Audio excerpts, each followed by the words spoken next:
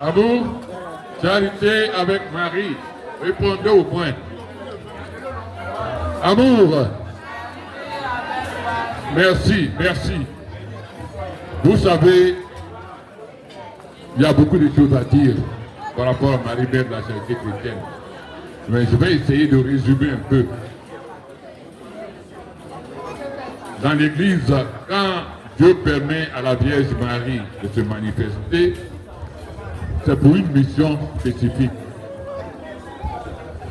Et aujourd'hui, où tous les connaisseurs, tous les mystiques disent que l'avenir de l'humanité appartient à l'Afrique et particulièrement dans notre pays, où Dieu a choisi comme sa seconde patrie, quand la Vierge Marie, sous le vocable de Marie, mère de la charité chrétienne, se manifeste, ce n'est pas anodin.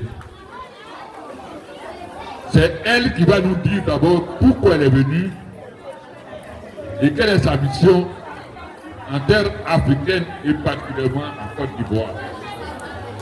Et je cite, « Je suis Marie, mère de la charité chrétienne. C'est à la demande de mon fils, auprès de son père, votre créateur, que je suis venu en Afrique et j'ai choisi comme demeure la Côte d'Ivoire. » Elle ne dit pas qu'elle est venue d'elle-même.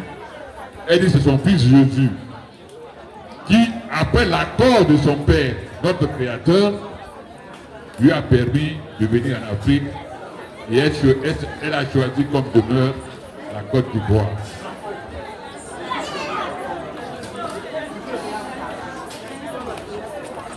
Et elle nous décline sa mission.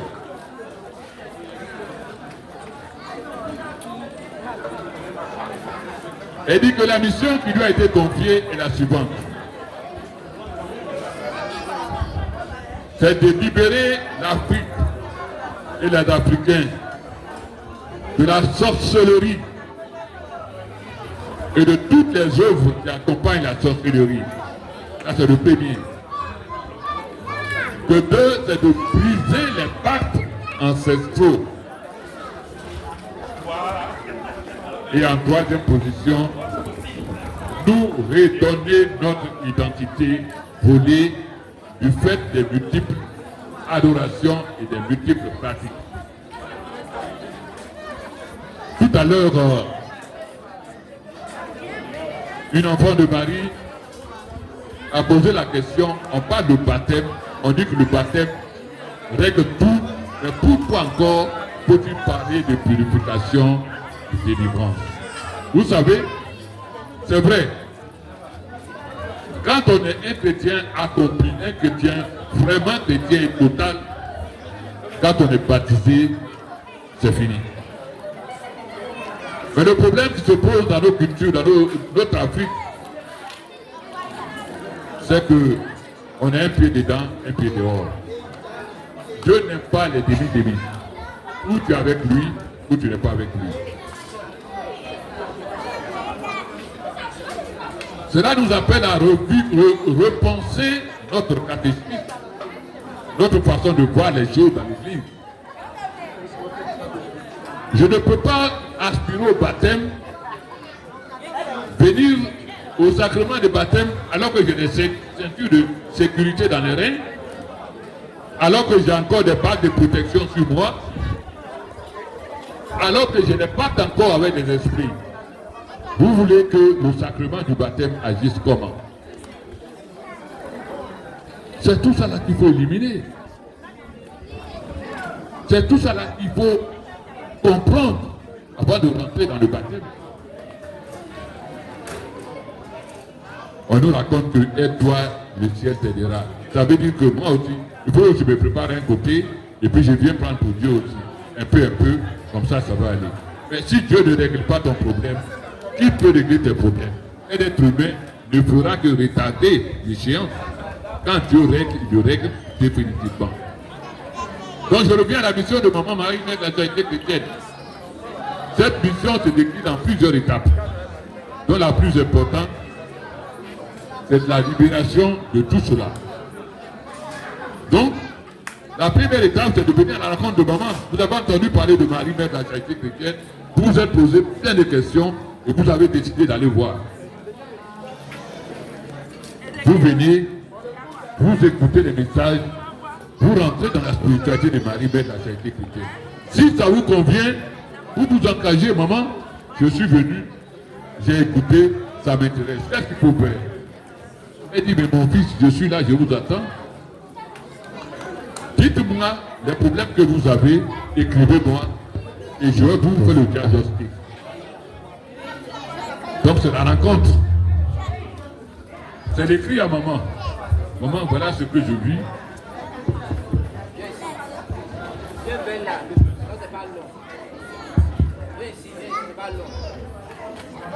Est-ce que la table va être rapprochée? Non? Non.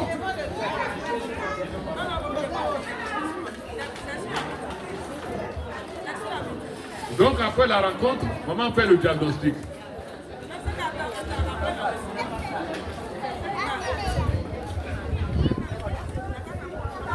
Je sais un petit temps d'internet, de temps qu'on puisse. Donc, après le diagnostic, plusieurs cas peuvent se présenter. Elle peut demander l'écoute, c'est-à-dire la pratique. Elle peut vous proposer aussi une purification. Une purification individuelle, une purification familiale, une purification villageoise. Mais je reviens sur le cas de la purification familiale individuelle. Maman, après avoir diagnostiqué l'origine de vos soucis, elle dit il est nécessaire que je vienne chez vous à la maison pour procéder à une purification. Il y a des prières de préparation qu'on va vous donner, vous allez vous préparer pendant 9 jours et on prépare la purification. Cette purification, à travers cette purification, maman envoie une équipe de ses enfants soldats. Mais en fait, quand elle envoie l'équipe, il faut le voir sur deux côtés. Il y a le côté physique que vous nous voyez, l'équipe qui vient, et il y a le côté spirituel. Parce que quand nous venons, ce n'est pas nous qui venons, mais nous accompagnons Maman Marie, mère de la charité chrétienne, pour qu'elle, à travers nos personnes, procède à la purification de vos domiciles, de votre famille. C'est des prières de purification qui seront dites avec l'encens, avec lequel nous allons encenser la maison, tous les endroits, et avec l'eau bénite, l'eau que les prêtres ont bénie, avec Padre Pio, et que nous venons accueillir dans la maison. Mais avant, il faut qu'on vous prépare. Parce que si vous avez des petits, des gris-gris, des talismans que vous adorez dans la maison, nous serons obligés de récupérer tout cela. Grâce à la puissance de maman, nous récupérons tous ces petits que nous envoyons au pied de sa source pour faire brûler. Nous vous débarrassons de tout ce qui est à l'origine de vos blocages, de vos difficultés, de vos problèmes. Et ça me permet de faire un petit témoignage. On a été à Niablé il y a 2 ans, 3 ans. Il y avait une maman qui avait des enfants, garçons et filles, qui ont été à l'école, qui ont des diplômes et qui ne trouvent pas de travail. Elle est venue soutenir la maman. Maman a dit, ton problème se trouve dans ton village, dans la cour familiale. Il faut que j'envoie une équipe de mes soldats pour purifier ce lieu-là. Nous avons préparé toutes les prières qu'il faut et nous sommes partis. Les frères, ce que tu n'as pas vu, ça n'existe pas. Il y a des choses que nous regardons de manière superficielle. Mais quand maman est là, elle nous permet d'utiliser ses yeux, nous découvrons des horreurs inimaginables. Dans la cour, il y avait des radars que les ennemis ont installés qui suivent tous les faits et gestes de la famille. Et où que se trouvent ces enfants, ces esprits sont avec eux pour les empêcher de réaliser leurs vœux. Alors qu'ils ont des diplômes, ils demandent des emplois, ça ne marche pas. Maman nous va montrer les films et nous va dire de détruire ces dieux, ces arbres, il faut les détruire. Ces masques qui sont dedans, il faut les détruire. Voyez-moi, c'est ce que j'ai vu et je témoigne parce que je suis témoin. Quand on a fini de faire la purification, 30 minutes après, le téléphone du fils de la maman a sonné. Parce que avant la purification, on leur a dit de mettre tout leur téléphone sous surveillance, sous mode avion. Dès qu'on a fini, on dit ouvrez votre téléphone. Quand il a ouvert son téléphone, 10 minutes après, le téléphone a sonné. Il nous regarde, on dit il faut prendre le téléphone. Il prend le téléphone, on appelle Abidjan pour venir signer son contrat pour aller en mer. C'était un marin. Sa maman ne sait plus se mettre, elle a commencé à pleurer. Elle dit, mais est-ce que je rêve ou bien je ne rêve pas? On dit, mais c'est la réalité. On a appelé ton fils pour aller signer un contrat pour aller en mer, parce qu'il est marin. Elle dit, c'est pas possible. Depuis 5 ans, mon fils diplômé souffre, il tourne en rond et aujourd'hui, juste après la purification, on l'appelle pour aller signer son contrat pour aller en mer. C'est pas possible. Et c'est comme ça. Ces sœurs ont été appelées pour aller faire des entretiens. Elles ont commencé à travailler. C'est ça, maman Marie. Quand tu crois, tu vois la gloire de Dieu. C'est ça la purification. Et après la purification, elle dit que pour ceux qui sont encore plus liés par ces pactes-là, il est nécessaire qu'elle fasse elle-même la délivrance. Et la délivrance se fait au pied de la source. Et ça encore, je peux encore donner un témoignage. Nous sommes allés faire une purification à Yopougon. C'est une jeune fille qui avait tous les problèmes avec un mari de nuit. Dès qu'on a fini la purification, on est rentré. Puisqu'on fait la purification le lundi, je crois que c'est le jeudi. On est rentré et on m'appelle, comme je suis responsable, on m'appelle, il me dit, papa, il y a quelque chose qui se passe. Hier, vous êtes venu faire la purification et il y a quelqu'un qui parle à travers la fille qui se plaint de ce qu'on a fait dans la maison et qu'il est rentré, il ne peut plus sortir. Il dit, mais ça veut dire quoi? Il dit, oui, la fille est enfermée dans la maison, les portes sont ouvertes, elle est dans la chambre, elle parle et on ne peut pas rentrer dans la chambre. Mais la personne dit quoi? Elle dit, mais qu'est-ce qu'on a fait dans sa maison? Il y a des anges partout et la femme en rose est devant la porte, il ne peut pas sortir. J'ai dit, mais qui l'appelle la femme en rose? Il dit, il ne peut pas dire son nom. Oh, la femme en rose, c'est Marie, mère de la charité chrétienne. C'est quand elle part, elle va avec ses soldats. Elle allait prendre possession de la maison de sa fille. Elle est devant la porte avec les anges. Et le maudit, il se croyait tout permis. Il est rentré maintenant, il ne peut plus sortir. Il est dans la maison, il ne peut plus sortir. J'ai interrogé la servante. La servante dit, tu attends les instructions de maman. On était vendredi matin. Jusqu'à 16h, 17h, nous sommes venus à l'oratoire pour la prière. Elle dit, maman dit maintenant d'aller chercher la fille. Je prends mon équipe, je passe à Yopougon. Dès qu'on arrive devant la chambre, devant la maison, l'esprit parle à travers. Il dit, moi je ne viens pas. Il dit, mais tu ne viens pas où? Il dit, c'est la femme en rose qui nous envoie, moi je ne viens pas. J'ai dit, bon, mais si tu ne veux pas venir, moi, on m'a dit, si je viens que tu ne veux pas venir, l'appeler Saint-Michel. Alors, tu veux que j'appelle Saint-Michel? Il dit, non. Si ça va Saint-Michel, c'est pas la peine. On va partir. Et c'est comme ça qu'on a pris la fille et on est venu à l'oratoire. Après le chemin de croix, pour passer la délivrance. Mais ce n'est pas de tout retour.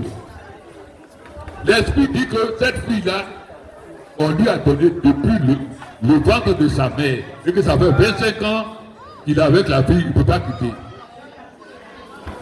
Maman lui dit, mais c'est simple, aujourd'hui là, c'est ma fille maintenant. Elle est à moi. Tu choisis où tu t'envoies, où j'appelle mes soldats pour régler ton problème. Je dis, mais je dois faire quoi? Il faut, maman dit, mais dis mon nom et puis approche-toi de moi, touche-moi. Il dit non, tu ne peux pas dire ton nom. Il dit tu ne peux pas dire le nom, mais d'accord. Les gens ils vont te mettre obligés à dire le nom. Il dit mais pourquoi tu parles d'ange? Je suis avec toi et puis tu parles des anges. Il faut parler entre nous. Il dit non, je ne suis pas venu pour jouer avec toi. Tu m'as pris quelque chose qui m'appartient, j'ai pris aujourd'hui, tu me le rends, tu me la rends, ou bien tu vas où je te dois pouvoir t'envoyer. Il dit mais cette fille-là, ça fait 20 ans, 25 ans que je suis avec. Il dit moi, je n'ai rien à voir avec ça. Il faut libérer la fille. Il dit mais ta robe là, ça brûle. Il dit tu vas venir. Après des discussions, il a fini par prononcer le nom de Marie, mère de la charité chrétienne, et de la toucher. Avant que la vieille l'envoie dans les abîmes. Dans les abîmes. C'est ça, Marie, mère de la charité chrétienne. On a assisté à des délivrances, mais l'esprit sort, mais il attend. Avec maman Marie, quand tu sors, elle te retourne dans les abîmes où tu étais avant qu'on ne t'invoque ou bien. C'est ça, maman Marie, mère de la charité chrétienne. Quand tu es sorti, c'est définitif. Mais quand tu es sorti, tu as délivré aussi, il faut garder le contact avec Dieu. Pour ne pas encore retourner dans les pratiques. Parce que quand tu chasses un et que tu retournes là, ils viennent encore plus nombreux et c'est difficile. Ça, c'est les purifications individuelles et familiales. Maman aussi peut demander. Je me souviens, il y a un prêtre qui a demandé une purification de sa famille. Et maman a dit, ce n'est pas ta famille seulement, c'est tout ton village qui doit être purifié et délivré. Et là encore, on a assisté à des choses. On a assisté à des choses extraordinaires. Comment nous a fait découvrir que c'est dans ce village que se trouve le troisième personnage dans la hiérarchie satanique. Il s'appelle Azétomès. Que dans le plan hiérarchique satanique, il occupe le troisième rang après Satan. Et c'est lui qui affecte les démons dans les régions, dans nos villages. Cet esprit-là a été retourné dans les abîmes par maman Marie, mère de la charité chrétienne. Et vous avez vu ce qui s'est passé à Jacques. Je ne vais pas rentrer dans les détails. Dans les détails, ça me faut On devait construire le pont de Jacquesville et il y avait des problèmes. Parce que le maudit ne peut pas permettre que son pont qui a à Jacquesville là, on puisse construire notre pont. Et quand le village a appelé, maman Marie pour partir, maman nous a dit, vous allez monter sur son pont, vous allez détruire son pont. Comme ça il saura que je suis la mère de Dieu, je ne suis pas n'importe qui. Et c'est ce qui est passé. On allait dans le sanctuaire de ce maudit-là, on est monté sur son pont, on a brisé son pont. Et vous avez vu ce qui s'est passé? Cet arbre qui est tombé à Jacquesville, avec le visage des monstres. Pour ceux qui veulent encore plus d'informations et le message concernant cet arbre qui est tombé, rendez-vous à Marie, mère de la charité chrétienne. Le message est là et les explications sont là. C'est après le passage de Marie, mère de la charité chrétienne, et le nettoyage de toute la ville de Jacquesville et des abords de Jacquesville, que le pont a été construit à Jacquesville, que l'entrée de Jacquesville a développé, puisque tous les sites du vaudou qui étaient au bord de la ville ont été nettoyés par Marie, mère de la charité chrétienne. Il y a beaucoup de choses et je pense qu'on va s'arrêter là aujourd'hui. Nous sommes à votre disposition. Amour! Papa, il ne faut pas partir. Il faut rester là parce qu'il y a quelque chose qui me revient comme ça. Comment faire pour qu'on puisse demander une purification?